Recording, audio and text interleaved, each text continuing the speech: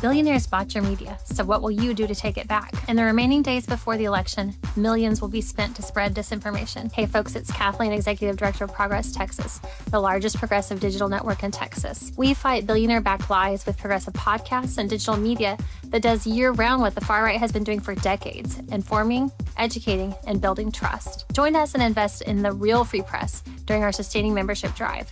Your donation turns out our unique audience of independents, progressives, and young voters. They are the Texans who will decide this election.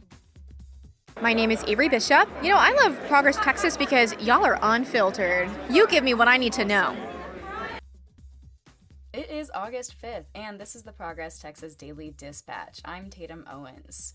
Progress Texas amplifies progressive values, leaders, and actions. Through our no-paywall podcasts and digital media, we make Texas politics easy to understand and participate in. And your support for fact-based independent media hands the mic to millions of Texans. We can't do what we do without your support.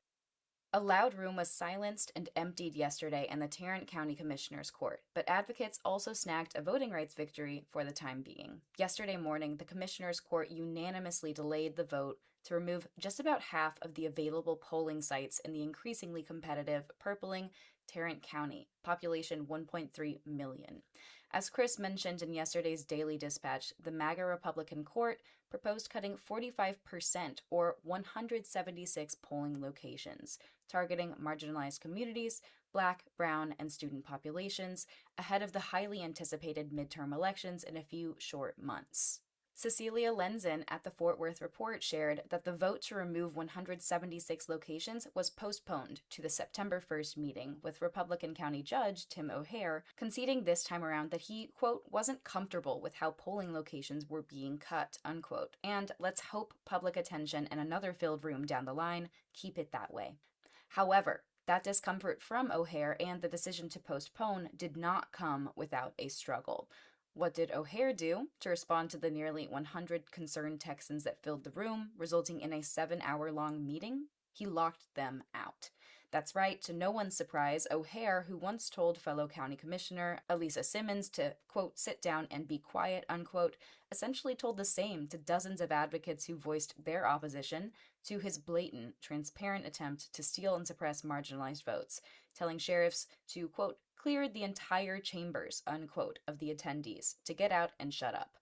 Michelle Davis at Lone Star Left highlighted one such example, with the disturbing removal of 73-year-old former state representative Lon Burnham, who was arrested and dragged out of the room by all 4 of his limbs. Burnham, a frequent testimony speaker, was donned with a, quote, protect voter rights, unquote, button and civil rights era t-shirt, later forced to the floor by deputies and carried out. One bystander recording noted, quote, y'all are taking an 80-year-old white man to jail. I can't believe this. It's really bad, unquote. Why the spectacle? Because O'Hare deemed it so, reasoning that Burnham disturbed the meeting by picking up a microphone. It's all a game to him, while those on the other side of his die face the consequences. Pick your choice, get arrested, or lose equal access to your vote. Burnham was released this morning, according to Tarrant County Democratic Party Chair Allison Campolo, but had to spend the night in jail nonetheless for O'Hare's games.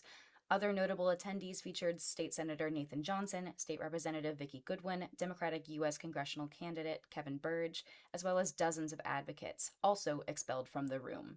Rep. Goodwin interviewed Commissioner Simmons after the meeting, who shared a few closing thoughts until the September 1st meeting, which she invited everyone who attended to rejoin. They shared that Tarrant County has grown by 80,000 new registered voters.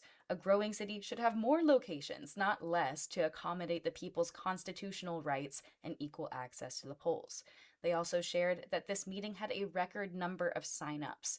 This diverse coalition fought back, and the Republican-led majority court, who conducted racial gerrymandering under O'Hare, had, quote, no choice but to listen, unquote, in Simmons' words. So where do we go from here? Some reminders. Remember that O'Hare and fellow vote suppressor Commissioner Manny Ramirez are on the ballot this year. Remember to keep showing up, and in numbers at that. And remember that this is only one head of the Hydra. Closed polling locations in Tarrant will have to wait another day.